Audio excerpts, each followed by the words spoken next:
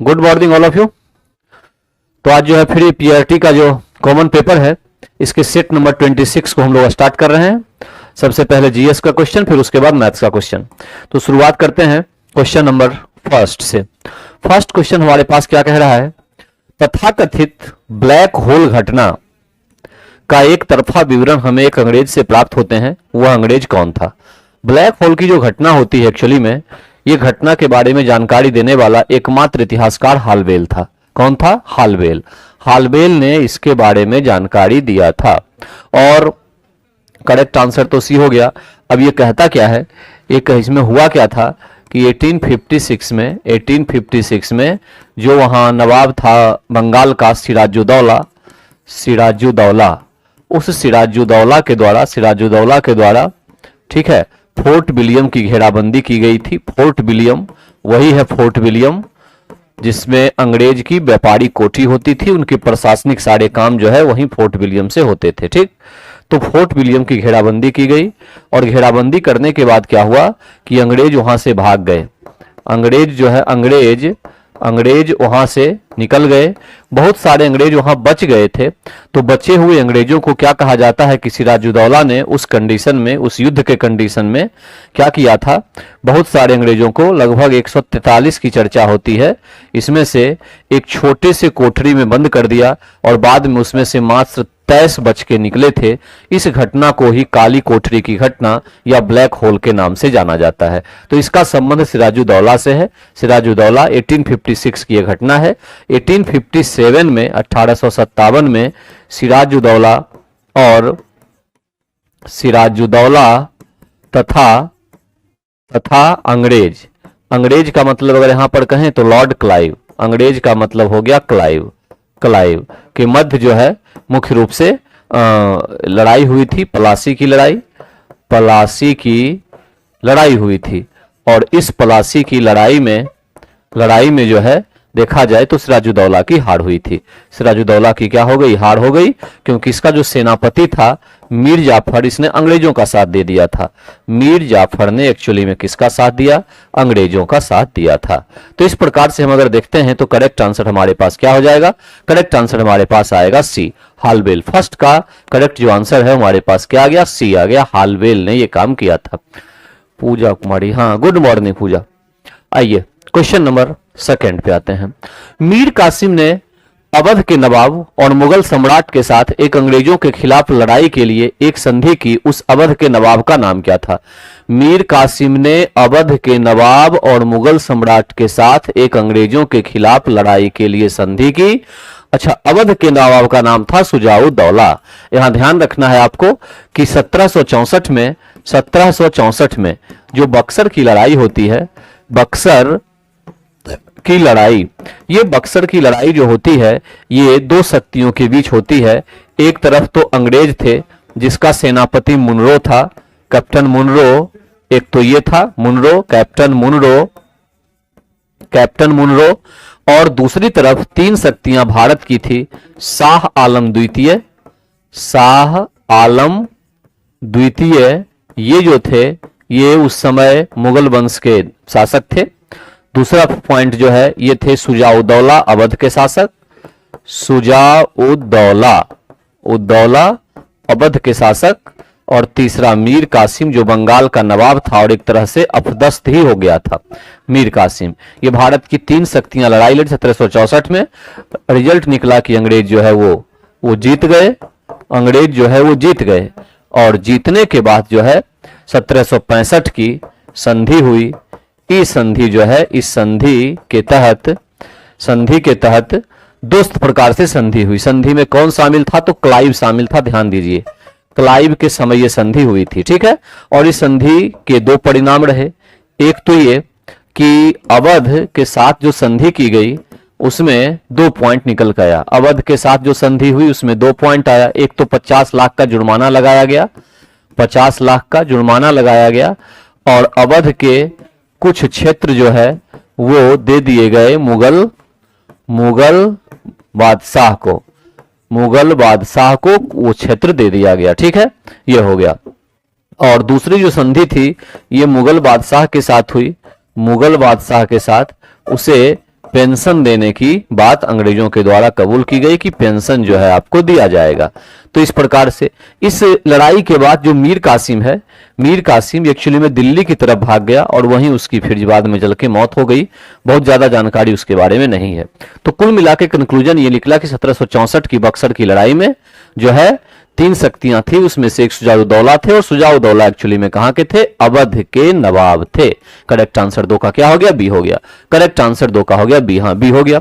आइए question number 3 पे चलते हैं। यूरोपीय व्यापारी 1498 ईस्वी में पुर्तगाली अन्वेषक वास्को डिगामा के आगमन के साथ पहले भारतीय तटों पर किस शहर के नजदीक पहुंचे थे? कालीकट।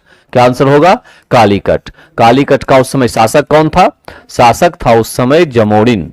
जमोरिन नाम का शासक था। पुर्तगाली की पहली फैक्ट्री कहां स्थापित हुई थी? पुर्तगाली की जो प्रथम फैक्ट्री थी, प्रथम फैक्ट्री, उस प्रथम फैक्ट्री की स्थापना भी हुई थी कहां? कालीकट में। कालीकट में हुई थी। ठीक है, कालीकट में हुई थी प्रथम फैक्ट्री, जो बाद में 2 ही साल के बाद बंद करवा दिया गया था। फिर कोचीन एक जगह था, कोचीन में इन्होंने अपना पहला व्यापारिक कोठी खोला था। व्यापारिक कोठी जो है पुर्तगालियों ने सबसे पहले कोचीन में खोला था। ये पहले यूरोपियन थे जो भारत आए थे। ठीक है, ये ध्यान रखिएगा। अब ये पुर्तगाली जब भारत आते हैं, ये पुर्तगाली जो है भारत आते हैं तो अपने साथ बहुत सारी चीज लेके आते हैं नई नई, जिसमें से मुख्य रूप से आलू, टमाटर, टमाटर, तंबाकू, तंबाकू, प्रिंटिंग प्रेस, प्रिंटिंग प्रेस और प्रिंटिंग प्रेस, प्रिंटिंग प्रेस और प्रिंटिंग प्रेस और इसके साथ आता है जहाज निर्माण। जहाज निर्माण, इतनी चीजें जो है ये लेकर आए थे पुर्तगाली। ठीक है, कहां? तो भारत।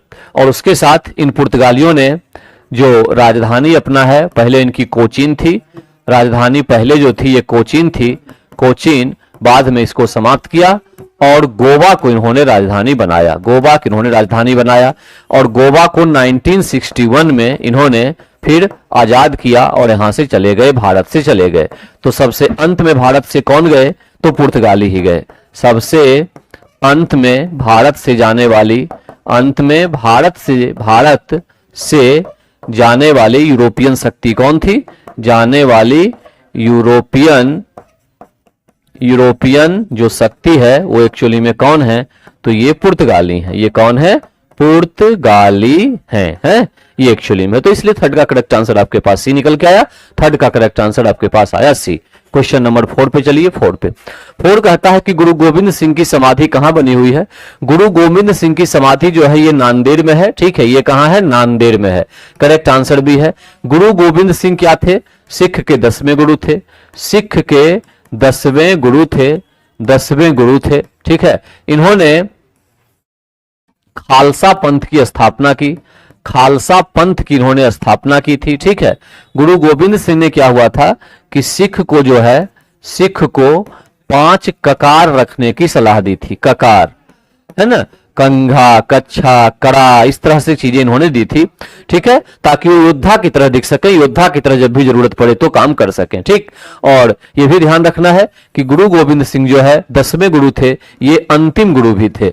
अंतिम गुरु थे। इन्हीं का कहना था कि आगे से अब सिख में गुरु परंपरा नहीं होगी, बल्कि गुरु ग्रंथ साहिब ही, गुरु ग्रंथ जो पवित्र ग्रंथ है सिखों का, गुरु ग्रंथ साहिब ही गुरु के रूप में माने जाएंगे। तो आज का समय ऐसा है कि जो सिख धर्म के लोग हैं वो गुरु ग्रंथ साहिब को ही अपना गुरु मानते हैं। ठीक, परंपरा जो गुरु परंपरा थी जिसकी शुरुआत की गई थी एक्चुअली में गुरु नानक के द्वारा, गुरु नानक के द्वारा जिसकी शुरुआत की गई थी, इसको समाप्त कर दिया गया गुरु गोविंद सिंह के द्वारा। ठीक, गुरु गोविंद सिंह के द्वारा। तो करेक्ट आंसर यहां पे 4 का हमारे पास निकल रहा है नांदेड़। 4 का निकल रहा है नांदेड़। यहां 2 गुरु के बारे में आपको याद रखना जरूरी है। एक थे गुरु अर्जुन देव।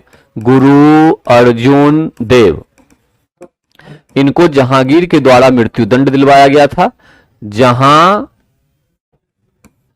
जहांगीर के द्वारा। ठीक है, और दूसरे एक थे गुरु तेग बहादुर, 9वें गुरु, गुरु तेग बहादुर, ये आपके पास 9वें गुरु थे।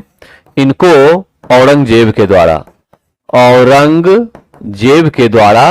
क्या हुआ था, दोनों को मृत्यु दंड दिया गया था। मृत्यु दंड जो है वो दंड दिया गया था, दंड दिया गया था। तो इस तरह से 4 का करेक्ट आंसर हमारे पास बी निकला। 4 का करेक्ट आंसर है बी। आइए क्वेश्चन नंबर 5 पे आते हैं। क्वेश्चन नंबर 5, 1857 के स्वाधीनता संग्राम का प्रतीक क्या था। मैं पहले भी क्लास में से बता चुका हूं कि 1857 के स्वाधीनता संग्राम का प्रतीक एक्चुअली में क्या था, कमल और रोटी था। कमल और रोटी था। 1857 की जो लड़ाई हुई थी, विद्रोह हुआ था, इस विद्रोह का वर्णन करने वाला, विद्रोह जो है, विद्रोह का वर्णन जो है वो किसने किया है, तो ये करने वाला सरकारी जो इतिहासकार है, सरकारी इतिहासकार ये एस.एन. सेन है। एस.एन. सेन। इसकी जो पुस्तक है, इनके पुस्तक का नाम है 1857। पुस्तक का नाम है 1857। किनके, एस.एन. सेन के पुस्तक का नाम है। ठीक है, तो सरकारी इतिहासकार यही थे। ठीक, और इस 1857 के विद्रोह को प्रथम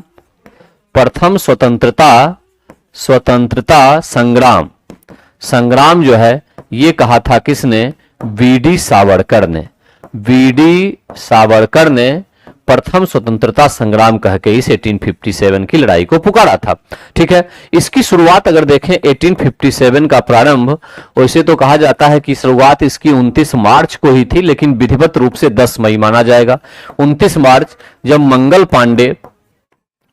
पांडे ने बैरकपुर में, बंगाल में जो था बैरकपुर, ये 34वीं रेजिमेंट का सिपाही था। 34वीं रेजिमेंट का सिपाही था मंगल पांडे। ठीक है, रेजिमेंट का सिपाही था, और इसने बैरकपुर में जो है ये शुरुआत की अपने 2 अधिकारियों की हत्या करके। 2 अधिकारी की इसने हत्या की, और हत्या करने के साथ जो है इसको सजा भी हुई। बैरकपुर का उस समय कमांडिंग ऑफिसर जो है, कमांडिंग ऑफिसर हेडसे था। कमांडिंग ऑफिसर कौन था, तो हेडसे था। ठीक है, तो बैरकपुर में अधिकारी की हत्या की शुरुआत यहीं से मानी जाती है, लेकिन फिर ये रुक भी गया था। ठीक है, तो यहां पे हम ये मान के चलेंगे कि 1857 का जो प्रथम शहीद वो मंगल पांडे को ही माना जाएगा। मंगल पांडे को माना जाएगा। ठीक है, मंगल पांडे को माना जाएगा 1857 का प्रथम शहीद है। अब इसके बाद शुरुआत हुई फिर सीधे ये 10 मई से। 10 मई मेरठ और 11 मई जो है ये दिल्ली से इसकी शुरुआत हुई। दिल्ली में 2 लोगों का नाम आएगा नेतृत्व में, एक मुगल बादशाह बहादुर शाह जफर, जो अंतिम मुगल बादशाह साबित हुआ, बहादुर शाह जफर, और उसके साथ दूसरे जो व्यक्ति थे वो बख्त खां, जो इसके सैनिक थे, बख्त खां। इन दोनों ने मिलकर बेसिकली इसी ने ये काम को आगे बढ़ाया था। ठीक है, तो 11 मई से विधिवत उद्घाटन जो है हम कह सकते हैं इसका, और उसके बाद ये धीरे धीरे करके कानपुर नाना साहब के नेतृत्व में, कानपुर के बाद आ गया लखनऊ बेगम हजरत महल के नेतृत्व में। ठीक है, बिहार में देखें तो जगदीशपुर, और ये मुख्य रूप से कुंवर सिंह के नेतृत्व में ये जो है इस तरह से आगे बढ़ा। ठीक है, तो करेक्ट आंसर था इसमें 5 का ए, कमल और रोटी। 5 का ए, कमल और रोटी जो है इसके जो है मुख्य रूप से क्या थे, पहचान थे। क्वेश्चन नंबर 6, वर्ष 1870 में भारतीय सुधार संघ के संस्थापक कौन थे। 1870 में भारतीय सुधार संघ की स्थापना केशव चंद्र सेन के द्वारा की गई। केशव चंद्र सेन एक्चुअली में ब्रह्मा समाज से भी जुड़े हुए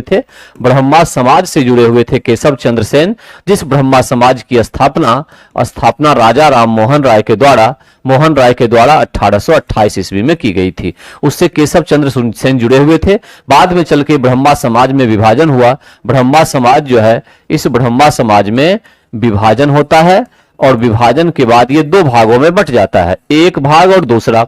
एक भाग जो बना उसको कहा गया आदि ब्रह्मा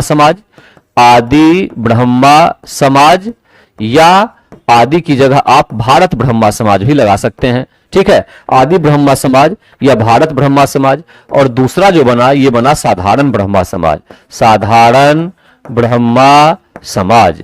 जब हम साधारण ब्रह्मा समाज की बात करते हैं तो इसकी स्थापना में महत्वपूर्ण भूमिका निभाने वाले आनंद मोहन बोस थे। आनंद मोहन बोस। और इधर अगर आदि ब्रह्मा समाज की बात करें तो केशव चंद्र सेन ही थे। केशव चंद्र सेन थे। ठीक, ये तो केशव चंद्र सेन की दो संस्था हो गई, एक भारतीय सुधार संघ और एक जो हो गया ये आपके पास आदि ब्रह्मा समाज। इसकी स्थापना 1866 लिख लेंगे और ये जो साधारण ब्रह्मा समाज है 1878 लिख लेंगे। ठीक है, 1878। ब्रह्मा समाज 1828। देवेंद्रनाथ टैगोर भी ब्रह्मा समाज से संबंधित थे, ये भी ध्यान रखना है। ब्रह्मा समाज से संबंधित थे क्योंकि राजा राम मोहन राय के मरने के बाद ब्रह्मा समाज को आगे बढ़ाने का काम, पालने पोसने का काम देवेंद्रनाथ टैगोर ने ही किया था। ब्रह्मा समाज से भी संबंधित थे। इसके साथ साथ इन्होंने 1839 में 1839 में तत्वबोधिन समाज की स्थापना की थी। तत्वबोधिन समाज की स्थापना भी की और पत्रिका भी निकाला था इसी नाम से। ठीक, तो यहां पे कुल मिला के करेक्ट आंसर 6 का बी आता है। 6 का करेक्ट आंसर हमारे पास आ रहा है बी। आइए क्वेश्चन नंबर 7 पे चलते हैं। कांग्रेस के लोग पदों के भूखे हैं, यह कहना था बंकिम चंद्र चटर्जी का। कांग्रेस के लोग पदों के भूखे हैं, यह बंकिम चंद्र चटर्जी का कहना था। लोकमान्य तिलक ने कहा था कि वर्ष में, कांग्रेस के बारे में, कि वर्ष में एक बार मेढक की तरह टरटराने से कुछ नहीं होगा क्योंकि कांग्रेस का सम्मेलन वर्ष में एक बार होता था। तो यह कहना था किसका? लोकमान्य तिलक का। डफरिन ने कहा था कि कांग्रेस जो है, कांग्रेस यह सूक्ष्म लोगों के समूह का, ऐसा लिखेंगे इसको, लोगों के सूक्ष्म समूह का प्रतिनिधित्व करता है। सूक्ष्म समूह का प्रतिनिधित्व करता है। यह कहना था किसका? डफरिन का। ठीक है, अच्छा, डफरिन पसंद नहीं हो तो एक और याद रख लें, कर्जन का कहना था कि कांग्रेस जो है, कांग्रेस मौत की घड़ियां गिन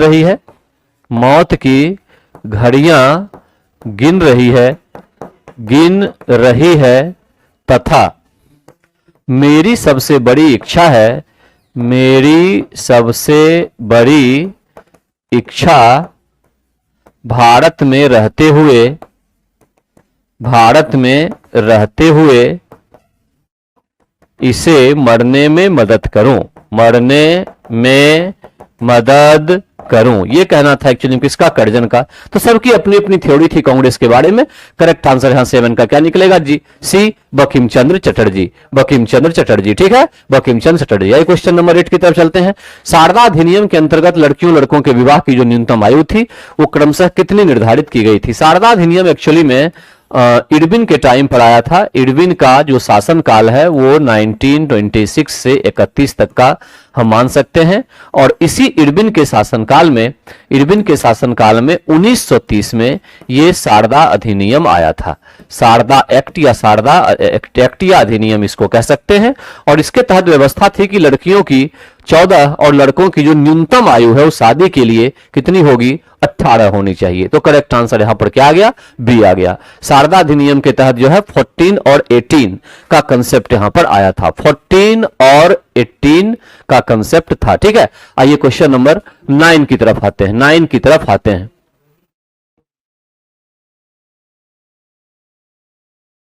ठीक है, क्वेश्चन नंबर 9। यदि भारतीय मानक समय के अनुसार पूर्वाहन के 10 बजे हैं। ठीक, भारतीय मानक समय एक्चुअली में कहां है? तो 82.5 डिग्री है। ठीक है, ईस्ट में यह है पूर्वी देशांतर। ईस्ट में देशांतर को ही तो डिसाइड करते हैं, देशांतर है ना। देशांतर रेखा जो है हमारी कहां से गुजरती है? तो इलाहाबाद से गुजरती है। इलाहाबाद, प्रयागराज लिखेंगे अब इसको भी हम।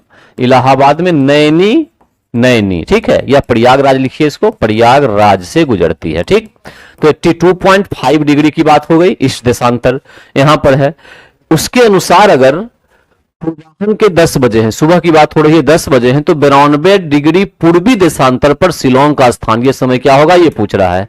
तो यहां देखिए, अगर 15 डिग्री हम देशांतर की तरफ चलते हैं तो लगभग 1 घंटा यानी 60 मिनट कुल मिला के हम जो है टाइम है उसका डिफरेंस तय होता है। ठीक है, तो 1 डिग्री में कितना हो गया 16/15 यानी कितना 4 मिनट का डिफरेंस हो गया, हुआ ना 4 मिनट का डिफरेंस। ठीक है, ये तो बेसिक लाइन है, ये तो याद आपको होना चाहिए कि 15 डिग्री अगर हम मूव करेंगे तो हमें 60 मिनट का डिफरेंस मिलेगा, टाइम का 60 मिनट का अंतर मिलेगा। तो 1 डिग्री में मिलेगा कितना 4 मिनट। अब कितना डिग्री हम चेंज हुए हैं तो 82.5 तो हमारा स्टैंडर्ड है उस वहां तो 10 बज ही रहा है उसके हिसाब से, लेकिन हम 92 डिग्री पे चले गए हैं, यानी 92 डिग्री की बात अगर की जाए तो कितने का चेंज यहां पे हुआ। ठीक है, ये देखना है आपको 82 से 92 कितने डिग्री का चेंज हुआ। तो 82.5 उसमें 5 जोड़ दीजिए 0.5 तो 83 हो गया। ठीक है, 83 7 हो गया 90 और 2 7 2 9 9.5 डिग्री जो है ये हम एक्स्ट्रा आगे आ गए हैं 9.5। तो 1 डिग्री में 4 मिनट तो 9.5 जो डिग्री है इसमें कितना हो जाएगा 9.5 इंटू 4। ठीक है, 4 हो जाएगा, तो कुल मिला के कितना आ गया 38। यानी 10 बज रहा है अगर वहां पे तो 38 मिनट का एक्स्ट्रा डिफरेंस आएगा, यानी 10:38 वहां पे होंगे। करेक्ट आंसर क्या निकला बी निकला। ठीक है, करेक्ट आंसर जो है यहां पर बी निकला। बस इतना करना है कि जो डिग्री आया है डिग्री का डिफरेंस घटा के देख लेना है कि कितना डिफरेंस आया, मतलब 82.5 से कितना हम आगे गए हैं। ठीक है, उतना जो भी डिग्री आएगा 1 डिग्री में 4 मिनट तो उतने डिग्री में क्या हो जाएगा वो 4 से गुना कर देंगे, हमारे पास जो भी आएगा पहले वाले टाइम में जो 82.5 डिग्री पर टाइम था उसमें उतना जोड़ देंगे, रिजल्ट आ जाएगा। करेक्ट आंसर क्या आ गया 9 का बी। करेक्ट आंसर 9 का बी। ठीक है, ओके। उसके बाद क्वेश्चन नंबर 10, भारत कितने प्राकृतिक प्रदेशों में विभाजित है, ये एक्चुअली में कहा जा रहा है। भारत के प्राकृतिक प्रदेश अगर आप देखें तो कई चीजें होती है, जैसे यहां पे एक तो कहा जाता है कि मैदानी क्षेत्र, विशाल मैदानी क्षेत्र, पहली बात ये पहाड़ी क्षेत्र, पहाड़ी क्षेत्र, पठार जो है प्रायद्वीपीय पठार, प्रायद्वीपीय पठार की बात होती है। मैदानी क्षेत्र लगभग 43% है। ठीक है, प्रायद्वीपीय पठार जो है ये भी 27.7% लगभग है प्रायद्वीपीय पठार। उसके बाद एक आता है द्वीप समूह, द्वीप समूह, तो कुल मिला के कितने हो गए नंबर 1, नंबर 2, नंबर 3 और नंबर 4। तो यहां पे मुख्य रूप से अगर भारत के विभाजन को देखा जाए तो मैदानी, पहाड़ी, पठारी और द्वीप समूह, ठीक है, ये आते हैं। पहाड़ी क्षेत्र भी लगभग 27% के आसपास होता है। पर्वतीय क्षेत्र जो है भारत के पर्वतीय क्षेत्र वो एक्चुअली में 10% के आसपास निकल के आता है पर्वतीय क्षेत्र। तो इस प्रकार से हम देखते हैं कि भारत का अधिकांश जो क्षेत्र है सबसे बड़ा जो है वो मैदानी क्षेत्र विस्तृत है लगभग 43%। और 4 ही विभाजन बहुत होता है, मैदानी, पहाड़ी, प्रायद्वीपीय और द्वीप। तो करेक्ट आंसर हम यहां पे 4 लगाएंगे। 10 का 4, भारत कितने प्राकृतिक प्रदेशों में विभाजित है, तो लगभग 4 प्राकृतिक प्रदेशों में ये क्या है विभाजित है, 4 में ये विभाजित है। हाँ, गुड मॉर्निंग, नमस्ते रसी, जय श्री राम, जय श्री राम भैया।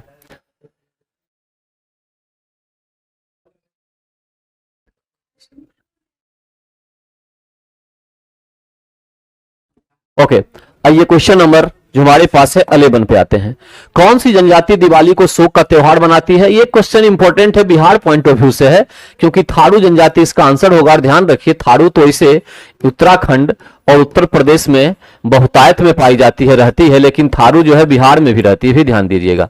बिहार जो है ना, बिहार और नेपाल का जो इलाका है सटा हुआ, उसके बॉर्डर का इलाका, खास करके पश्चिमी चंपारण वगैरह जो है, यहां पर भी थारू जनजाति रहती है, ठीक ना। और ये दीपावली को शोक का त्योहार मनाती थी, अब तो ऐसा कुछ नहीं है, लेकिन क्वेश्चन बनते रहता है।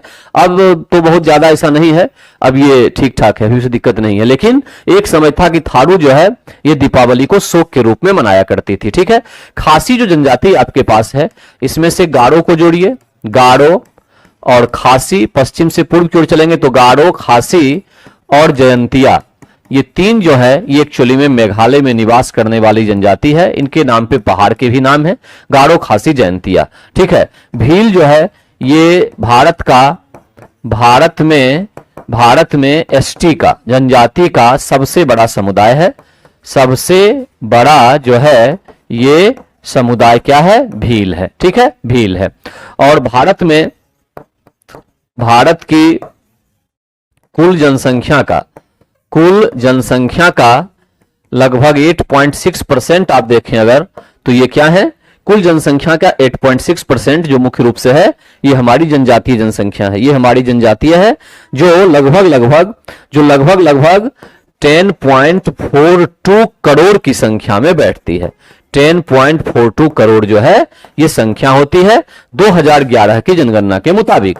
अब आगे क्या है? अब जो जनगणना होगी उसका रिजल्ट आएगा तो कुछ और चौंकाने वाली खबर आ सकती है। 2011 की जो सेंसस है उस सेंसस के तहत ये रिजल्ट मैं बता रहा हूं, सेंसस के तहत, ठीक है, कि ये घटना होती है, सेंसस के तहत ये घटना होती है। तो यहां पर भील जो है सबसे बड़ी है और भील समुदाय आपको मुख्य रूप से कहां कहां मिलेगी? तो बड़े बड़े राज्य में भील है, जैसे राजस्थान हो गया, वहां भील जाति है, जनजाति है। मध्य प्रदेश तो है ही भरा हुआ। छत्तीसगढ़ में भी भील जनजाति पाई जाती है। छत्तीसगढ़ में मेजर ये 3 राज्य हैं, और भी कई राज्य हैं, मेजर ये 3 राज्य हैं। ठीक है, उसके बाद हो उरांव, मुंडा, संथाल, ये सब जो जनजाति है मुख्य रूप से झारखंड की जनजाति है, झारखंड की जनजाति है। टोडा एक बड़ा ही फेमस है, क्वेश्चन बार बार आता है, ये नीलगिरी में निवास करती है। अब नीलगिरी में अगर निवास कर रही है तो निश्चित है कि तमिलनाडु तो आएगा ही।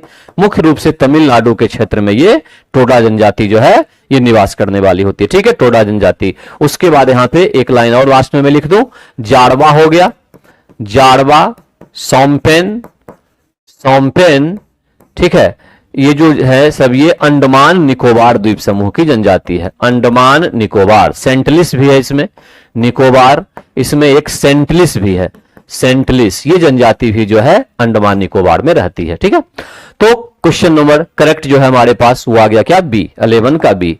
12, प्रायद्वीपीय भारत में सबसे लंबी नदी कौन सी है? प्रायद्वीपीय भारत की नदी, पहली बात तो ये बरसाती नदी होती है। बरसात में पानी होता है, गर्मी में सूख जाता है, बरसाती नदी। लेकिन ध्यान रखिएगा इसमें कि कावेरी एकमात्र ऐसी प्रायद्वीपीय नदी है, कावेरी नदी, जो जिसमें वर्ष भर पानी रहता है, जिसमें क्या होता है? वर्ष भर पानी रहता है। ठीक है, वर्ष भर पानी रहता है, किसमें? कावेरी में। ठीक है, कावेरी नदी में। और जो कृष्णा नदी है ये 1400 किलोमीटर की जिसकी लंबाई है, 1400 किलोमीटर, और ये महाराष्ट्र में महाबलेश्वर से निकलती है, महाबलेश्वर से निकलती है। गोदावरी जो है ये 1465 किलोमीटर की लंबाई वाली नदी है और ये महाराष्ट्र के त्रंबकेश्वर से निकलती है, त्रंबकेश्वर से निकलती है। ये दोनों महाराष्ट्र से ही निकलने वाली नदी है, कृष्णा और गोदावरी। नर्मदा की जहां तक बात है तो नर्मदा तो अमरकंटक से निकलती है, मैकाले श्रेणी, जो मैकाले श्रेणी है उस मैकाले श्रेणी में ये अमरकंटक से निकलने वाली नदी होती है, अमरकंटक से निकलती है। और अमरकंटक से 3 नदी निकलती है, यह भी ध्यान दीजिएगा, यहां पश्चिम, यहां पूर्व और यहां दक्षिण। पश्चिम से निकलने वाली नदी हो गई नर्मदा, नर्मदा। पूर्व की तरफ जो निकलती है वो महानदी, जो उड़ीसा वगैरह में चली जाती है, महानदी। और दक्षिण की तरफ जो नदी निकलती है ये आपके पास है सोन नदी। दक्षिण की तरफ निकलने वाली क्या है? सोन नदी है। ठीक है, सोन नदी है। नर्मदा, कृष्णा, गोदावरी। तो लंबाई के हिसाब से देखें तो 1400, हाँ ये जो है 1313 किलोमीटर है। तो करेक्ट आंसर हमारे पास क्या आ गया? गोदावरी। सबसे लंबी नदी क्या है? गोदावरी है। गोदावरी को दक्षिणी गंगा के नाम से भी जानते हैं, दक्षिणी गंगा भी इसको कहा जाता है, दक्षिणी गंगा कहा जाता है। तो आइए क्वेश्चन नंबर 12 के बाद अब आते हैं क्वेश्चन नंबर 13 की ओर। क्वेश्चन नंबर 13 की ओर, निम्न में से कौन सी नदी का स्रोत हिमनद में नहीं है? हिमनद, यमुना तो यमुनोत्री हिमनद से निकलती है बंदरपूछ के बाद से। ठीक है, ये अलकनंदा जो है दार्जिलिंग पहाड़ी से निकलती है, दार्जिलिंग जो पहाड़ी है यहां से निकलती है। ठीक है, और कोसी जो है ये नेपाल हिमालय से निकलती है, नेपाल हिमालय से निकलती है। और ये सुपौल जिला जो बिहार का है, सुपौल के भीमनगर से बिहार में प्रवेश करती है, बिहार में प्रवेश करती है, बिहार में प्रवेश करती है। ठीक है, कोसी ये जो है प्रवेश करती है। पूर्णिया के पास जो है ये गंगा में मिल जाती है, ये भी ध्यान रखिएगा। पूर्णिया के निकट जो है क्या होता है कि ये गंगा में मिल जाती है, गंगा की सहायक नदी बन जाती है, गंगा में मिलती है। ठीक, यमुना हिमनद से निकलती है, बिल्कुल क्लियर है, इसमें कहीं कोई डाउट नहीं है। तो ये तो ठीक है, कौन सी नहीं है ये पूछ रहा है। अलकनंदा और कोसी दोनों पर डाउट है। कोसी हालांकि नेपाल हिमालय से निकलती है, तो ज्यादा संभावना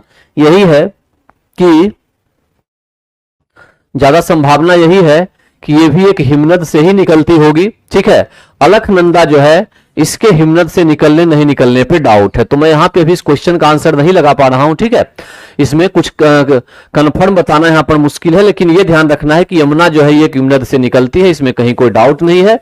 इसके लिए भी आपको अगले क्लास का इंतजार करना पड़ेगा, वहां पे जाके कंफर्म कर दिया जाएगा। लेकिन कोसी का ये जो पॉइंट हमने बताया है ये बिल्कुल करेक्ट पॉइंट है, और इसको आपको याद रखना है कि सुपौल जो डिस्ट्रिक्ट बिहार का है उसके भीमनगर से बिहार में प्रवेश करती है, पूर्णिया के निकट ये गंगा में मिल जाती है, इसमें कहीं कोई डाउट नहीं है। बाईं तरफ से मिलने वाली ये एक महत्वपूर्ण नदी है, अपने मार्ग में परिवर्तन के कारण से इसको बिहार का शोक भी कहते हैं, बिहार का शोक के नाम से इसको जाना जाता है। ये जो अलकनंदा है ये भी गंगा की ही सहायक बन जाती है, आगे चल के गंगा की सहायक बन जाती है। ठीक है, और ये केवल बिहार में संभवतः कटिहार में ही फ्लो करेगी, बाद बाकी कहीं फ्लो नहीं करती अलकनंदा, फिर वो पश्चिम बंगाल की तरफ चली जाती है और दार्जिलिंग पहाड़ी से ये एक्चुअली में निकलती है, दार्जिलिंग पहाड़ी से ये निकलती है। ठीक है, दार्जिलिंग जो पहाड़ी है वो निकलती है। तो आइए क्वेश्चन नंबर नेक्स्ट पे चलते हैं, 13 के बाद क्वेश्चन नंबर 14 की ओर। भारत के किस भाग में सर्वाधिक दैनिक तापांतर पाया जाता है, यह क्वेश्चन एग्जाम में पूछा जाता है। दैनिक तापांतर का मतलब हुआ कि दिन और रात के तापमान में जो अंतर है वो सबसे अधिक कहां होगा। यहां पे एक बात ध्यान रखिए, रेत जिसको सिलिकॉन डाइऑक्साइड कहा जाता है, सिलिकॉन डाइऑक्साइड, ये रेत जो होती है ना, इसकी सबसे खास बात होती है क्या कि जब तक इस पर सूर्य का प्रकाश पड़ेगा, जब तक इस पे, तब तक तो ये प्रकाश को अवशोषित करेगी, प्रकाश यानी हीट को अवशोषित करेगी। कौन? तो ये करेगी, अवशोषित करेगी। कौन? रेत की बात हो रही है, प्रकाश को अवशोषित करेगी। और जैसे ही सूर्य का प्रकाश बंद हो जाएगा गिरना, सूर्य का प्रकाश जो है ये बंद हो जाएगा, नहीं गिरने लगेगा, उतनी ही तेजी से फिर क्या करती है ये, तो रेत प्रकाश को उत्सर्जित करने लगती है। अब जहां पे सीधी सी बात है कि जहां पर ज्यादा रेत होगी वहीं पर यह घटना होगी, तो प्रकाश को अवशोषित करती जा रही है दिन के टाइम पर। दिन का टेम्परेचर, तो यहां पर क्या होता है कि दिन का तापमान बढ़ के हो जाता है 55 डिग्री सेंटीग्रेड, और रात में काफी टेम्परेचर घट जाता है क्योंकि वो लगातार वो प्रकाश को निकाल रही होती है, तो ये हो जाता है लगभग 15 डिग्री सेंटीग्रेड।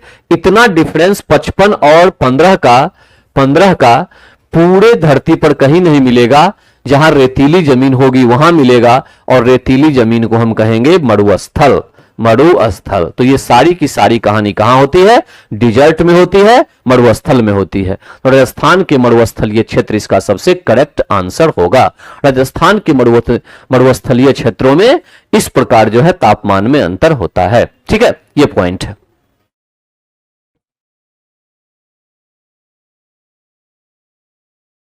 ओके, आइए क्वेश्चन नंबर 15। निम्नांकित में से मिट्टी का कौन सा वर्ग भारत के सर्वाधिक क्षेत्र में फैला है? सबसे अधिक फैला है जलोढ़ मिट्टी। जलोढ़ मिट्टी जो ये लगभग 43% क्षेत्र पर फैला हुआ है। ठीक है, लगभग जलोढ़ मिट्टी फैली हुई है 43। जलोढ़ मिट्टी जो होती है ये एक्चुअली में नाइट्रोजन जो मिट्टी है इसमें से NPK, इसको अगर देखा जाए तो इसकी काफी मात्रा जो है वो कमी होती है इसमें। ठीक है, और उसके बाद नाइट्रोजन जो है, नाइट्रोजन ये जो है इसकी कमी होगी जलोढ़ में, और फास्फोरस तथा पोटास जो होगी, यानी इसको मैं लिख सकता हूं फास्फोरस तथा पोटास जो होगा इस पोटास की इसमें अधिकता होगी। पोटास जो होता है अधिक होता है इसमें, ये पहली बात तो ये ध्यान रखना है। यानी जलोढ़ मिट्टी में सबसे कम क्या, तो नाइट्रोजन की कमी होगी इसमें, ये ध्यान रखिए बस, नाइट्रोजन की कमी हो गई। जलोढ़ मिट्टी एक्चुअली में दो प्रकार के होते हैं, एक होता है नवीन जलोढ़, एक होता है पुरानी जलोढ़। ठीक है, पुरानी जलोढ़। नवीन जलोढ़ जो होती है इसको खादर कहते हैं, खादर। जहां पर बाढ़ का पानी आता है, हर वर्ष बाढ़ का पानी आएगा तो वो पानी अपने साथ नई मिट्टी लाएगा और वो नई मिट्टी पुरानी मिट्टी के ऊपर आ जाती है, उपजाऊ होती है। पुरानी का मतलब हो गया बांगर कहते हैं इसको, और इस यहां पर बाढ़ का पानी नहीं आता और मिट्टी जो है लंबे समय से एक ही जैसी रहती है, बाढ़ का पानी यहां नहीं पहुंचता है। ऊंचाई वाला क्षेत्र जो होता है वहां बांगर होगा और नीचे वाला क्षेत्र जो है वो क्या कहलाएगा, खादर कहलाएगा। तो इस प्रकार से जलोढ़ मिट्टी सबसे अधिक मात्रा में है। अगर काली मिट्टी की बात करें तो ये बेसाल्ट चट्टान से बनने वाली मिट्टी होती है, बेसाल्ट चट्टान से बनती है। इसको रेगुड़ मिट्टी भी कहते हैं, इसको कपासी मिट्टी भी कहा जाता है, क्योंकि इसमें कपास की खेती जो है वो काफी अधिक मात्रा में इसमें होती है। कपास की खेती जो है वो काफी अधिक मात्रा में इसमें होती है। और अगर देखें इसमें तो मुख्य रूप से जो है नाइट्रोजन, फास्फोरस, पोटास, इन सब चीजों की इस मिट्टी में कमी पाई जाएगी। लेकिन एल्यूमिनियम हो गया, आयरन हो गया, चूना हो गया, कैल्शियम हो गया, इन चीजों की जो है यहां पर, इन चीजों की जो है एल्यूमिनियम, आयरन, चूना, कैल्शियम, इसकी अधिकता पाई जाती है इस प्रकार की मिट्टी में। ठीक है, इस प्रकार की मिट्टी में इसकी क्या होती है, अधिकता होती है। लाल मिट्टी जो होती है ये मुख्य रूप से आयरन ऑक्साइड की मात्रा इसमें अधिक होती है। आयरन ऑक्साइड के कारण से इसका जो रंग होता है वो एक्चुअली में क्या होता है, लाल हो जाता है। आयरन ऑक्साइड की मात्रा इसमें अधिक होगी। इसमें भी ये जो नाइट्रोजन, फास्फोरस है, पोटास है, इसकी कमी ही आपको मिलेगी, इसकी कमी मिलेगी। लाल मिट्टी में मुख्य रूप से जो है मोटे अनाज की खेती हो सकती है और ये ज्यादा उपजाऊ नहीं होती, अनुपजाऊ होती है। ठीक है, तो करेक्ट आंसर 15 का आपके पास निकल के आया। सबसे अधिक में फैला हुआ कौन सा है, जलोढ़। जलोढ़ मिट्टी सबसे अधिक भागों में हमारे पास फैली हुई है, सबसे अधिक फैली हुई है जलोढ़। ओके,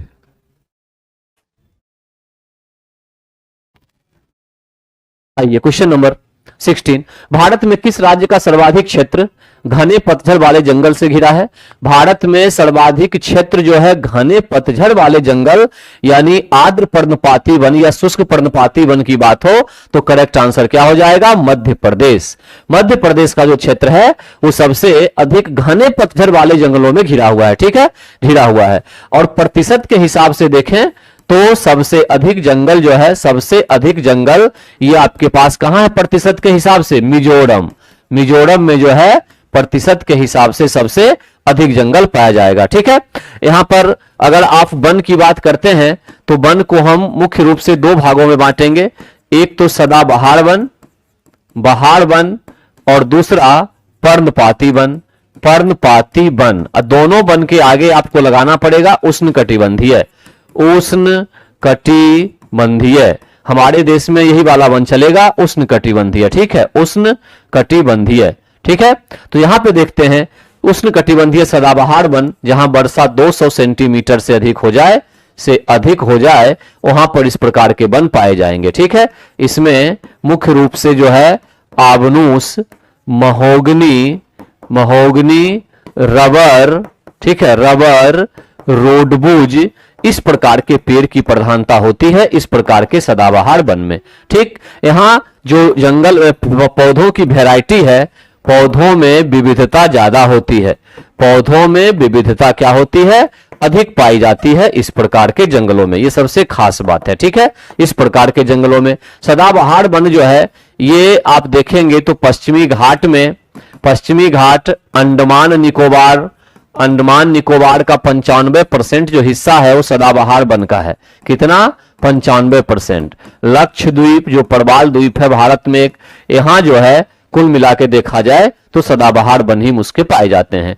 उष्णकटिबंधीय पर्णपाती को दो भागों में बांटेंगे, एक को आर्द्र कह देंगे, एक को शुष्क कह देंगे, शुष्क कह देंगे। भारत में सबसे अधिक मात्रा में यही वन है, यहां 100 से 200 सेंटीमीटर वर्षा हो जाए वहां इस प्रकार के वनों के पाए जाने की संभावना होती है, और यहां 100 सेंटीमीटर से कम वर्षा होगी तब जाके इस प्रकार के वन पाए जाएंगे।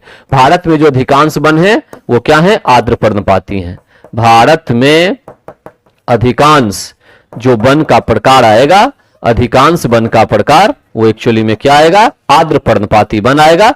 ये क्वेश्चन सीधा सीधा एग्जाम में आता है, ये बात जो है आपको ध्यान में रखना है। आर्द्र पर्णपाती और शुष्क पर्णपाती। शुष्क पर्णपाती वन ही बाद में कंटीले वन में बदल जाते हैं, जहां कंटीले पेड़ पौधे, बबूल जैसा पौधा जो है, कैक्टस जैसा पौधा यहां पे उगना शुरू होता है। तो करेक्ट आंसर 16 का हमारे पास निकल के आया सी। 17 नंबर क्वेश्चन की चले, बल गुणनफल है, बल के बारे में पूछ रहा है, फोर्स। तो फोर्स का फॉर्मूला आप लोग जानते होंगे, ma। फोर्स का फॉर्मूला ये कहां से आया, ये न्यूटन के दूसरे नियम से आता है, न्यूटन के दूसरे नियम से, ठीक है। न्यूटन के प्रथम नियम से क्या आता है, न्यूटन के प्रथम नियम से क्या मिलेगा, प्रथम नियम से आप बल की परिभाषा प्राप्त कर सकते हैं। बल की परिभाषा कहां से आ जाएगी, तो न्यूटन के प्रथम नियम से आएगी, ठीक है। बल का जो मान है दूसरे नियम से आएगा, ये फॉर्मूला दूसरे नियम से आएगा। और जो एक्शन रिएक्शन लॉ है, एक्शन रिएक्शन लॉ, क्रिया प्रतिक्रिया का नियम, ये कहां से आता है, तो ये न्यूटन के थर्ड लॉ से आता है, थर्ड लॉ से आता है। तो मास और ए का मतलब यहां है त्वरण, एक्सेलरेशन। तो मास और एक्सेलरेशन का गुणनफल होता है, द्रव्यमान और त्वरण का गुणनफल होता है। करेक्ट आंसर क्या निकला, 17 का बी। करेक्ट आंसर जो है 17 का क्या आया, बी आया। बी जो है ये करेक्ट आंसर है, ठीक है, ओके। और न्यूटन का जो प्रथम नियम है, इसी को लॉ ऑफ इनर्शिया, इनर्शिया या जड़त्व का नियम भी कहा जाता है, जड़त्व का नियम भी कहा जाता है। आइए क्वेश्चन नंबर 18 की तरफ आते हैं। पानी का अपेक्षित घनत्व सर्वाधिक निम्नलिखित ताप पर, देखिए पानी के लिए खास बात होती है, पानी अगर आपके पास 0 डिग्री सेंटीग्रेड पर है तो पानी तो बर्फ के रूप में रहेगा, पहली बात तो ये, ठीक है, ये बर्फ है। अब जब इसको आप 0 डिग्री सेंटीग्रेड पर है, जब इसको आप गर्म कर रहे हैं तो क्या होता है कि 0 डिग्री सेंटीग्रेड से धीरे धीरे टेम्परेचर बढ़ेगा 4 डिग्री सेंटीग्रेड तक। क्या होता है, पानी का व्यवहार अन्य वस्तुओं की तुलना में उल्टा होता है। अन्य वस्तु में क्या होगा, कोई भी वस्तु है, जब इसको आप गर्म करेंगे तो गर्म करने के बाद वस्तु जो है ये फैलेगी। गर्म करने पर कोई भी वस्तु क्या होती है, फैलती है, उसमें प्रसार होता है। इंटरेस्टिंग बात यह है कि पानी को जब गर्म करते हैं तो वो फैलने के बदले सिकुड़ती है। 0 से 4 डिग्री सेंटीग्रेड पर पानी जो है वो सिकुड़ती है, यानी कॉन्ट्रैक्ट करती है, सिकुड़ती है। तो जब पानी सिकुड़ती चली जाएगी तो उसका आयतन तो घटता चला जाएगा। इसका मतलब 0 से 4 डिग्री पर आयतन उसका क्या होगा, घटता चला जाएगा, और उसी अनुपात में जो उसका घनत्व है वो बढ़ता चला जाएगा। घनत्व जो है वो बढ़ता चला जाएगा। कहां तक घनत्व बढ़ेगा, 4 डिग्री तक। कहां तक आयतन घटेगा, 4 ही डिग्री तक, क्योंकि 4 के बाद अगर फिर 5-6 पानी का तापमान होगा तो फिर वो सिकुड़ेगी नहीं, फिर वो फैलने लगेगी। केवल 0 से 4 तक ही ऐसा होता है। इसका मतलब यह हुआ कि 4 डिग्री सेंटीग्रेड पर दो बातें होगी, घनत्व जो होगा वो अधिकतम हो जाएगा बढ़ते बढ़ते, अधिकतम बढ़ते बढ़ते कितना हो जाएगा, अधिकतम, और जो आयतन है ये बढ़ते बढ़ते क्या हो जाएगा, न्यूनतम। आयतन क्या हो जाएगा, न्यूनतम। पूरी कहानी यह है, ठीक। तो इस तरह से हमने देखा कि करेक्ट आंसर क्या हो जाएगा, 4 डिग्री। करेक्ट आंसर क्या हो जाएगा, 4 डिग्री हो जाएगा, ठीक है, 4 डिग्री हो जाएगा। उसके बाद क्वेश्चन नंबर 19 पे, एक कटा हुआ हीरा जगमगाहट के साथ चमकता है, ठीक है। हीरे की जब कटिंग होती है तब उसमें ब्राइटनेस काफी ज्यादा होता है। इसका कारण है फिजिक्स का एक प्रिंसिपल, पूर्ण आंतरिक परावर्तन। इसको TIR, टोटल इंटरनल रिफ्लेक्शन कहते हैं। कंप्लीट इंटरनल ही, total, TIR, internal reflection.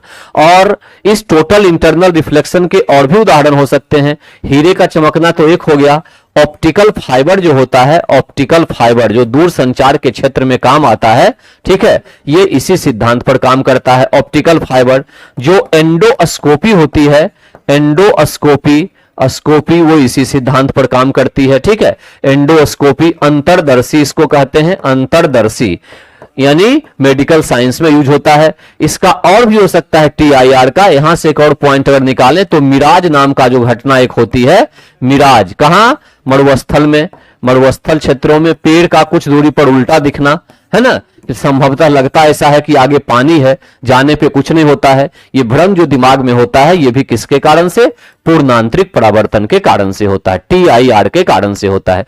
TIR के लिए दो कंडीशन याद रखेंगे, एक प्रकाश का सघन से विरल माध्यम में जाना आवश्यक है। सघन से विरल में प्रकाश अगर जाएगी तभी जो है ये घटना होगी, पहला तो ये।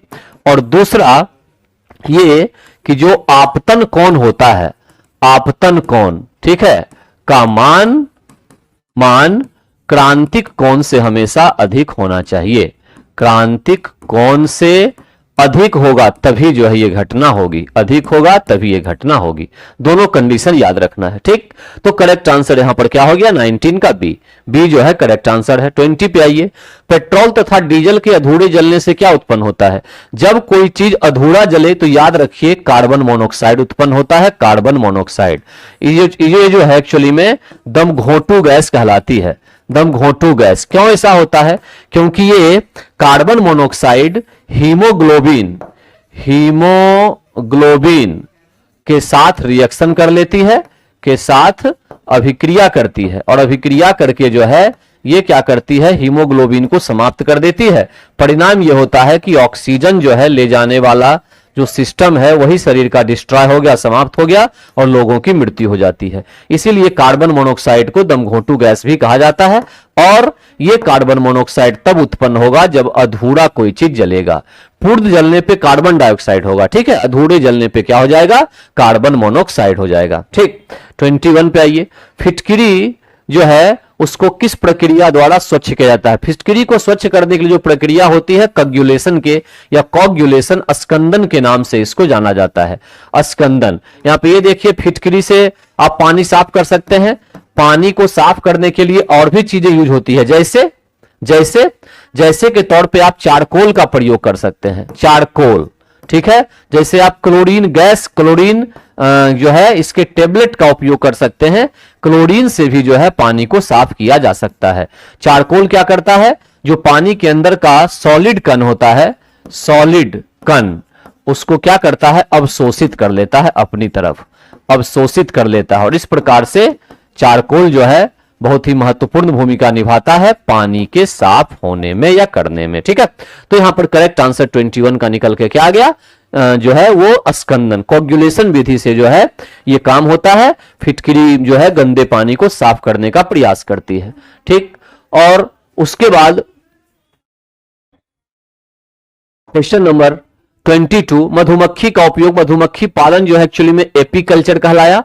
एपीकल्चर में मधुमक्खी पालन होता है। सेरीकल्चर, ये रेशम पालन को हम सेरीकल्चर के नाम से एक्चुअली में जानते हैं, ठीक है। मधुमक्खी जो होती है ये, इसमें ध्यान रखिएगा कि इसकी जो भाषा होती है, कभी क्वेश्चन एग्जाम में आ जाए, यानी लैंग्वेज, किस लैंग्वेज में मधुमक्खी अपने आप से बात करती है अपने कम्युनिटी से, तो वो डांसिंग होता है लैंग्वेज, या डांसिंग, ठीक है। डांस करके यानी नाच के जो है ये हम लोगों को जो है अपने बारे में अपनों से बातचीत करती है और संकेत देती है। मधुमक्खी का जो भाषा है वो एक्चुअली में डांसिंग है, यानी नाचना है, नाचना, ठीक है। नाच कर जो है वो बताती है, ठीक, अपनी भाषा, बोलती नहीं है वो। क्वेश्चन नंबर 23, लहसुन की अभिलाक्षणिक गंध का कारण क्या है? लहसुन में एक्चुअली में सल्फर का यौगिक होता है, याद रखिएगा सल्फर, और यही सल्फर कंपाउंड जो होता है ये रिस्पॉन्सिबल होता है लहसुन के गंध के लिए। जब भी किसी प्रकार से लहसुन का उपयोग करते हैं तो एक विशेष प्रकार की जो स्मेलिंग आती है वो सल्फर की वजह से आती है। सल्फर वहां पर जो है जलता है और तब जो ये लाता है। तो लहसुन का सीधा सीधा जो है संबंध किससे है? सल्फर के यौगिक से है, सल्फर के यौगिक से है, ठीक। आइए क्वेश्चन नंबर जो है आगे चले। एड्स सिंड्रोम से किसके द्वारा होता है? एड्स एक विषाणु के द्वारा होने वाली बीमारी है, वायरस के द्वारा होता है, ठीक है। वायरस के द्वारा और भी, जैसे कि पोलियो हो गया, पोलियो वायरस के द्वारा होने वाली बीमारी होती है, यह भी एक इंपॉर्टेंट है, ठीक है। अच्छा, यहां पे ध्यान रखिए कि वायरस के साथ कंडीशन क्या है, इसके साथ कंडीशन यह है कि ये एक सजीव भी है और ये एक निर्जीव भी है, ठीक है, एक निर्जीव भी है। जब किसी पैरासाइट्स पर, किसी चीज पर, ये किसी लिविंग थिंग पर आ जाइए, किसी सजीव पर ये आ जाए तो ऑलरेडी ये जिंदा हो जाती है और अपना एक्टिव होके काम करने लगती है। और अगर इसको क्रिस्टल के रूप में रख दिया जाए, जमा करके, क्रिस्टल के रूप में बर्फ के अंदर जमा करके रख दिया जाए, तो ये हजारों सालों तक पड़ी रहेगी इनएक्टिव, ये निर्जीव की तरह काम करेगी। तो पृथ्वी पर एक ऐसा चीज है जो सजीव और निर्जीव के बीच जोड़ने का काम करती है, पुल का काम करती है। मतलब आने वाले समय में इन दोनों पे रिसर्च हो सकता है कि सजीव को निर्जीव या निर्जीव को सजीव के तौर पे कैसे देखा जाए, तो उसमें हेल्प करने वाली चीजें क्या होगी? विषाणु होगी, ठीक है। उसमें हेल्प करने वाली चीजें जो है ये वायरस होगी। तो 24 का करेक्ट जो आंसर है आपके पास कि एड्स जो होता है वो HIV वायरस के कारण से होता है। HIV वायरस इसको नाम देते हैं, ह्यूमन इम्यूनो वायरस। अब इसके बाद आगे चला जाए।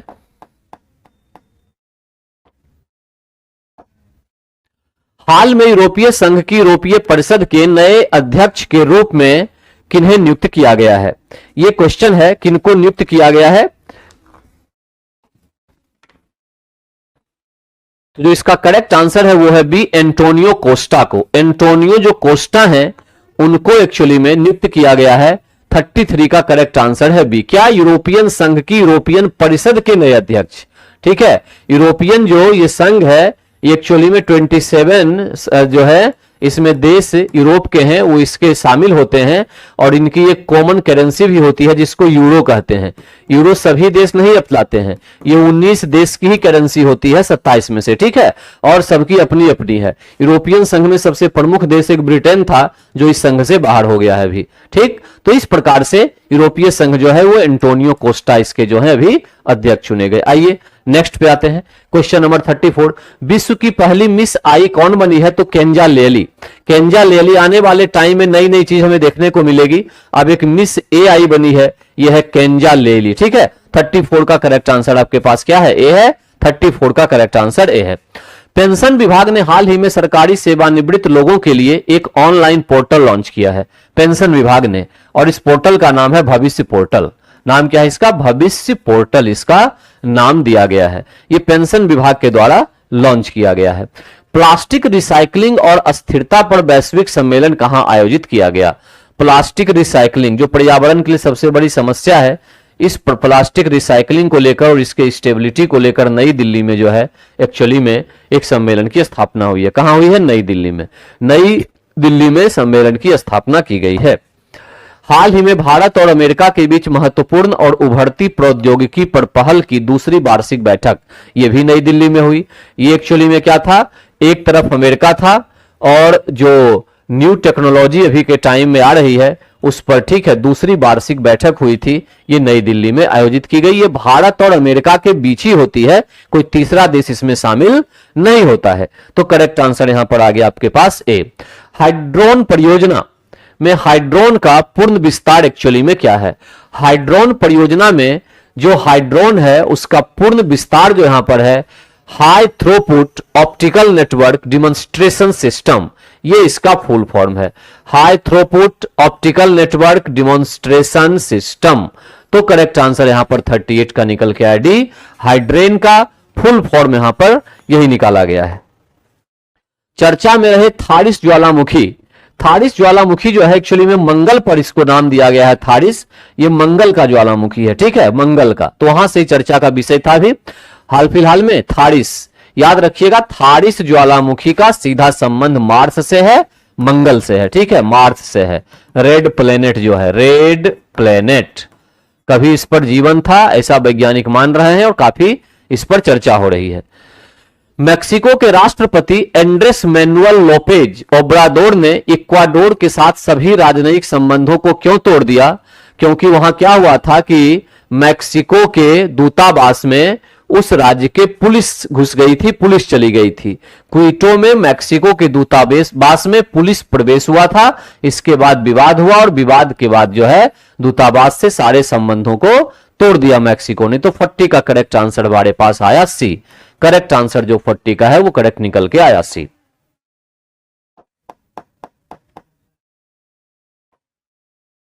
घास स्थल में वृक्ष पारिस्थितिकी अनुक्रमण के अंश के रूप में किस कारण घासों को प्रतिस्थापित नहीं करते हैं? ठीक, क्या क्वेश्चन है, जरा इस समझने की बात है कि घास का जो स्थल होता है उसमें वृक्ष पारिस्थितिकी, प्लांट का जो इकोसिस्टम है उसके अनुक्रमण के अंश के रूप में किस कारण घासों को प्रतिस्थापित नहीं करते? घास जो है वहां से हटती नहीं है, एक्चुअली में कहा जा रहा है। तो इसका सबसे सिंपल कारण है कि यहां पर जल की सीमा और आग के कारण, ठीक है, ये दो ऐसी चीजें होती है जिसके कारण से घास को प्रतिस्थापित किया नहीं जा सकता है। घास को प्रतिस्थापित करना यहां पर मुश्किल है, ये संभव नहीं हो पाता है। करेक्ट आंसर यहां पर 48 का निकल के आता है, क्या? सी आ पाता है, ठीक है। पारिस्थितिकी तंत्र, इकोसिस्टम, इकोसिस्टम, टांसले, ठीक है। टांसले के द्वारा जो है ये इकोसिस्टम शब्द को डिफाइन किया गया था या दिया गया था। पारिस्थितिकी तंत्र में 4 हिस्से होंगे, जल का होगा, स्थल का होगा, वायुमंडल होगा और इन सब पर निर्भर रहने वाला जैविक समुदाय होगा। जैविक समुदाय में सभी आ जाते हैं, जितने सजीव हैं सभी आ जाते हैं। इन सब को मिला के हमारा बनता है इकोसिस्टम, पारिस्थितिकी तंत्र के नाम से इसको जाना जाता है, ठीक है। तो टांसले दो हैं, एसजी टांसले, इनको इकोसिस्टम का जनक माना जाता है, इकोसिस्टम का जनक माना जाता है। आइए, भारत की जैव विविधता के संदर्भ में सिलोन फ्रॉगमाउथ, कॉपर अस्मिथ, बारबेट, ग्रेचिंड मिनीबेट और व्हाइट थ्रोटेड रेड स्टार्ट क्या है? एक्चुअली में सारे इंग्लिश नेम दिए हुए हैं, ठीक है, इंग्लिश नेम ये दिए हुए हैं और बहुत ही रेयर क्लास के ये सब बर्ड हैं, यानी दुर्लभ प्रजाति जो है उसके ये सब पक्षी हैं। ये सभी पक्षी की प्रजाति है। इसमें से अधिकांश पक्षी जो है ये हिमालयन रीजन और पूर्वी हिमालय के क्षेत्रों में पाए जाने वाले पक्षी होते हैं, ठीक है। तो 49 का यहां करेक्ट आंसर जो है वो ए है। ए जो है करेक्ट आंसर है, ठीक है। और आज कार्बन डाइऑक्साइड के उत्सर्जन में सर्वाधिक योगदान करने वाला देश ये चीन है। कार्बन डाइऑक्साइड जो है ये एक हरित गृह गैस है, हरित गृह गैस है, लेकिन यह भी आवश्यक है। हरित गृह गैस में और भी बहुत सारे होते हैं, जैसे CFC हो गए, CH4 हो गया, वाटर वेपर हो गया, वाटर वेपर, ओजोन हो गया, NO2 हो गया, ठीक है। यहां ये सभी हरित गृह गैस हैं। यह भी ध्यान रखना है कि कार्बन डाइऑक्साइड पृथ्वी पर जीवन के लिए आवश्यक है, जीवन के लिए आवश्यक है। क्यों आवश्यक है? क्योंकि आवश्यक है क्योंकि यह पृथ्वी के तापमान को बनाए रखता है।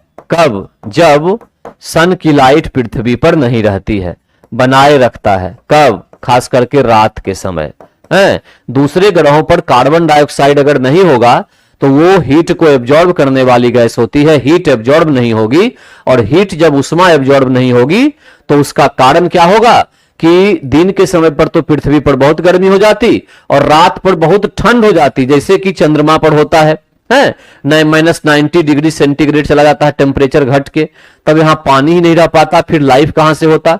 तो कार्बन डाइऑक्साइड लाइफ के लिए बहुत जरूरी है। एक तो ये पृथ्वी के तापमान को बनाए रखती है। समस्या तब खड़ी हो जाती है जब इसकी मात्रा वायुमंडल में काफी ज्यादा बढ़ जाती है, और मात्रा अगर अधिक हो जाए तो पृथ्वी अधिक गर्म होने लगेगी, पृथ्वी का वायुमंडल अधिक गर्म होगा, और इसी को हम कहेंगे ग्लोबल वार्मिंग।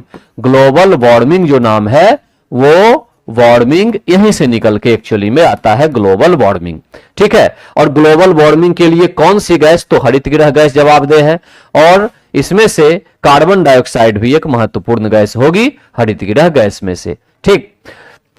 तो करेक्ट आंसर 50 का हमारे पास क्या निकला? चीन निकला। चीन जो है सबसे अधिक कंट्रीब्यूशन करता है, सबसे अधिक करता है चीन, ठीक। तो आज की क्लास जो है इसको यहीं तक रहने देंगे। जय हिंद मेरे प्यारे साथियों, क्या हाल चाल? ठीक ठाक?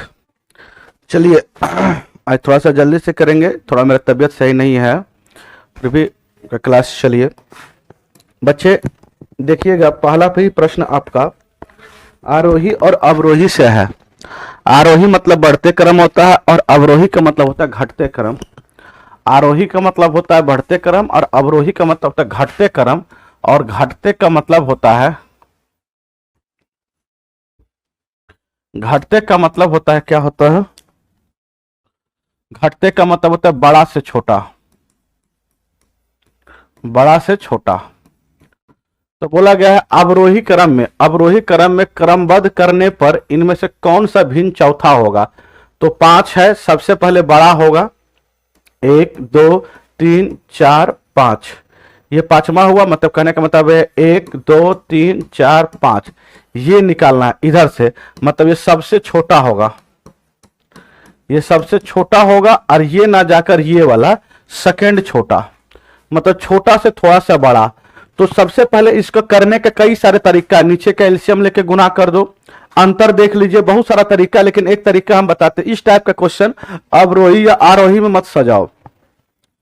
चौथा पूछा है इधर से, तो सबसे छोटा ये सबसे बड़ा है, बड़ा से छोटे की तरफ जाओगे घटते क्रम, उसी को अवरोही क्रम बोलते हैं। तो सबसे पहले छोटा खोजकर उसको काट दीजिए। तो कैसे खोजेंगे सर जी? तो खोजने का एक ही तरीका है, क्रॉस मल्टीप्लाई कीजिए। देखो 7 चौके 28, ये 28 हुआ, 6 पंचे 30। देखो 28 और 30 में छोटा कौन है? तो सर 28 वाला। तो हमको छोटा खोजना है, तो इसको छोड़ दीजिए। अब केवल जो है इसको मत लीजिए, अब केवल 4/5 लीजिए। तो एक संख्या हट गया। अब बच्चा 4 और 2 में, 2/9 में कंपेरिजन कीजिए, 4/5 और 2/9 में। तो 9 चौके 36 और 5 दूनी 10। तो इधर 36 आया, इधर 10 आया, मतलब ये बड़ा हो गया, ये छोटा हो गया। तो छोटा मुझे लेना है, छोटा है तो छोटा से मतलब ये, और इसमें कंपैरिजन करेंगे। 11 दूनी 22, 9 9 81, मतलब यही छोटा हुआ, ये नहीं लेंगे। फिर कितना? तो सर जी 8 दूनी 16 और 9 तिया 27। तो सबसे छोटा इधर आया 9 तिया 27, इधर 16 आया, सबसे छोटा यही हुआ।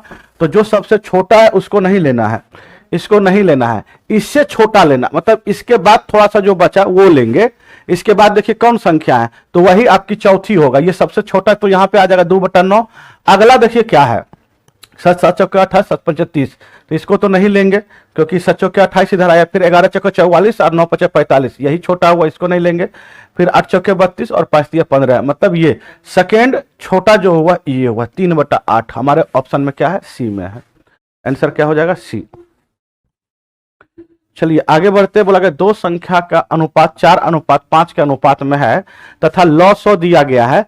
तो मेरे प्यारे मित्र, संख्या अगर 4:5 के अनुपात में है तो इसमें से लॉ 100 क्या कॉमन है? तो एक्स है, एक्स को कॉमन ले लेंगे, जो बच्चा 4 पंचे 20 एक्स, यही हमारा एलसीएम हो गया। और ये एलसीएम दिया गया है 120, इसको काटेंगे तो क्या हो जाएगा? 6। एक्स की मान हो गया 6, तो पहली संख्या 6 चौके 24, दूसरी संख्या 6 पंचे 30। अगर x की मान 6 आ गया तो पहली संख्या कितना होगा? तो सर जी 24, दूसरी संख्या 30 होगा। ऑप्शन क्या हो जाएगा? सी। अब देखिएगा, ये जब बराबर में रहे, तो बराबर में रहने का मतलब होता है ए का अनुपात बी का अनुपात सी का अनुपात बराबर में रहे, और बट्टा में अगर कोई मान दिया रहे तो ए का वैल्यू जो जिसके नीचे में वही हो जाता है, बी का वैल्यू जो जिसके नीचे वही हो जाता है, सी का वैल्यू जो जिसके नीचे है वही हो जाएगा। कहने का मतलब है ए बी सी की मान हो गया 3:4:7 हो गया। बच्चे 3:7:4 यहां पे रखोगे तो 7 3 10 4 14, ऊपर में हो गया 14, सभी को जोड़ोगे तो, और सी की मान 7 है। अब इसको काटोगे तो 7 दूनी 14, आंसर आया 2। आंसर क्या हो जाएगा? बी होगा। आंसर क्या होगा? बी होगा। बहुत ही ज्यादा फीवर लगा हुआ है, फीवर में भी हम आपको पढ़ा रहे हैं अभी। बहुत बढ़िया। दीपिका क्या आया है भी, बहुत बढ़िया। चलिए बुआ आगे बढ़ते हैं। आगे बोला गया है अब इस क्वेश्चन को सॉल्व करेंगे। तो मेरे प्यारे मित्र, इस क्वेश्चन को सॉल्व करने के लिए कुछ नहीं करना है, बशर्ते एक बात को ध्यान में रखना है कि इसको तो काटना ही पड़ेगा। का कितना है? 25%। और ये 500 का x%, वाट की जगह पे हमने x माना, x की मान निकालो। परसेंटेज यहां भी है, यहां भी, सब कॉमन लेके काट दीजिए। देखोगे इसमें क्या कॉमन है? सर 5 से इसमें भाग लग जाता तो ये 100 होगा। यहां भी 5 से भाग लग रहा है और यहां भी 5 से लग रहा है, 24। ये 24 गुना 53 बचा, ये बचा 862 का 5, तो आप चाहो तो गुना कर सकते हो, कोई दिक्कत नहीं है, आप गुना करके जोड़ के लिख सकते हो, लेकिन पहले लिख लेते हैं। 24 तिया 72 होता है, 24 पंचे 120, 120 और 7 कितना जगह 127, और इसको गुना करोगे 5 दूनी 10, 6 पंचे 30, 1 31, 8 पंचे 40, 3 43, सबको जोड़ेंगे तो ये 2 हो जाएगा, 2 होगा, उसके बाद ये 8 होगा और 3 2 5 होगा और ये 5 होगा, और इधर बराबर में 100x है, ये 100 इधर जाएगा तो 55.82 होगा। क्या होगा? 55.82। इकाई अंकों से भी कर सकते थे। बहुत बढ़िया रुपेश, बहुत बढ़िया दीपिका, सभी बच्चे का आ रहा है, बहुत अच्छा। चलिए आगे बढ़ते हैं। भाई साहब बोला गया है कि 10 रुपया प्रति किलोग्राम वाले 10 केजी चावल है, 10 रुपया प्रति केजी वाले चावल 10 केजी है, ये याद रखोगे, क्वांटिटी 10 केजी है। आगे बढ़ा था 15 रुपया पर केजी है, 15 रुपया पर केजी वाले बोला गया है किलोग्राम के भाव से वाले दूसरे प्रकार के चावलों को कुछ मात्रा में मिला दी जाती है, तो मिश्रण को 14 रुपया प्रति किलोग्राम के भाव से बेचा जाता है, तो इस प्रकार 5% का लाभ होता है। एलिगेशन का से लगा दो, किससे बेचा जाता है? तो बोला गया है कि दूसरी प्रकार का जो चावल मिला है वो कितना केजी है, तो एक बात बताओ, 5% लाभ होता है किसका? तो सीपी का हमेशा लाभ होता है, तो 5% का फ्रैक्शन मान 1/5 होता है। मेरे प्यारे मित्र 1/20 होता है, 20 में 1 का लाभ, तो 21/20 में वस्तु को बेच रहे हैं, तो बेच कितना में रहे? 14 में। यहां से क्रय मूल्य निकाल दीजिए, 7 से काटोगे 3 हो जाएगा, 7 से काटोगे 2 होगा, तो क्या हो जाएगा? तो सर जी 20 दूनी 40 होगा, 40/3, तो क्रय मूल्य आपका 40/3 हो गया, 40/3 हो गया। अब ये बीच में रख दिए, क्योंकि ये भी क्रय मूल्य, ये भी क्रय मूल्य है। इसकी क्वांटिटी 10 केजी था, पहले इसको घटाओ, कितना होगा? 15 45, 40 में से 45 जाएगा तो 5/3 होगा। अनुपात इसको करेंगे 10 तिया 30, 40 में से 30 जाएगा तो 10/3, ये काट देंगे, अनुपात आ जाएगा 1:2 आएगा। और ये कितना केजी था? 10 केजी, तो 1 की मान हो जाएगा 10 और 2 की मान हो जाएगा 20 केजी। मतलब जो मिलाने की बात हो रहा है दूसरे क्वांटिटी की चावल, वो कितना मिलाना है? दूसरे क्वालिटी की चावल तो आपको 20 केजी मिलाना है। ये बोला जाता है, ये एमडीएच फॉर्मूला पे बना देना है। 425 पुरुष जो है के लिए 30 दिनों के लिए खाना है। अब ये खाना क्या हुआ, इस शिविर में केवल 375 लोग ही हैं, तो कितना दिन मतलब खाना चलेगा? मान लो डी दिन चलेगा, ठीक है। इधर 30 दिन, अगर 425 रहता तो 30 दिन चलता, लेकिन 375 ही है तो डी दिन चलेगा। इसको इससे काटिए, देखिए भाग दीजिएगा, आपको समझ में आ जाएगा। सर जी अगर इससे काटते हैं, 5 से काटते हैं, ठीक है सर, 15 दूनी 30 होता है, 15 से काटेंगे 15 दूनी 30 और 15 पचे 75, और इससे काटेंगे 25 से तो 25 एकाही 25, ठीक है, 25 एकाही 25, 7 75, 25 सते 175, ठीक है, 17 दूनी 34, डी बराबर में हो जाएगा 34 दिन। कितना हो जाएगा बच्चे? तो डी बराबर में कितना दिन चलेगा? अगर 375 आदमी ही रहे, मतलब 425 पुरुष रहेगा तो 30 दिन चलेगा, लेकिन 375 पुरुष ही रहे तो 34 दिन चलेगा, 4 दिन बढ़ जाएगा। बोला गया है मनु तथा भरत के आयु का अनुपात दिया गया 6:5 है। इसकी आयु का योग जोड़ोगे तो 11 और क्वेश्चन के अनुसार 44 है। 1 की मान कितना हो जाएगा? 4, तो 6 की मान तो 24 और 5 की मान 20। बोला 8 वर्ष के पश्चात, 8 वर्ष का ये 8 बढ़ जाएगा 24 में तो 32 हो जाएगा, इसमें 8 बढ़ेगा तो ये 28 हो जाएगा। ये दोनों के अनुपात निकालो, तो 4 से काटोगे तो ये 8 हो जाएगा, 4 से काटोगे तो ये 7 हो जाएगा, 8:7 हो जाएगा। आंसर क्या हो जाएगा? बी होगा। चलिए आगे बढ़ते हैं। ये आपका आज मैथ्स का लास्ट प्रश्न है। बोला गया एक आदमी के पास 2000 रुपया है, इस राशि का कुल हिस्सा, बोला गया कुछ हिस्सा जो है 5% वार्षिक तथा 4% वार्षिक साधारण ब्याज पर उधार दे देता है। 1 वर्ष के बाद 96 रुपया कमाता है। तो बोला गया है 96 रुपया कमाता है, बोला गया 4% दर पर उसने कितना राशि उधार दिया? मेरे प्यारे मित्र, इस टाइप का क्वेश्चन जिस पर पूछा जाए उसका उल्टा मानो। देखो बहुत ही शॉर्टकट हम बता रहे हैं। 2000 रुपया है, अगर इस 2000 को आप 4% पूछा तो टोटल का टोटल धन 5% पे लगा दो। तो देखो 5% पे लगाएंगे तो 1 साल में कितना ब्याज बनेगा? तो 20 पंचे 100 रुपया, लेकिन बना कितना? 96। तो 100 में से 96 घटा देंगे, कितना का अंतर आया? सर जी 4 का अंतर आया। क्यों 4 का अंतर आया? क्योंकि 5% पे कुछ धन को लगाया जा रहा है और कुछ धन को 4% पे लगाया जा रहा है। तो यहां से अंतर कितने का है? तो सर जी 1% का है, और यहां से अंतर 4 का। यही 1% की मान होगा 4। आप जानते दुनिया में 100% होता, 100% की मान 400 हो जाएगा। आपने 5% यहां माना तो यहां पे 4% का आया, और 4% पे कितना धन लगाया तो 400 लगाया। आंसर क्या हो जाएगा? सी होगा। मेरे प्यारे मित्र, आज की क्लास यहीं पे समाप्त होता है, फिर मिलते हैं आपसे नेक्स्ट क्लास में। कोई समस्या है तो बोलोगे। बहुत बढ़िया बुआ, सभी बच्चे का आ रहा है आंसर।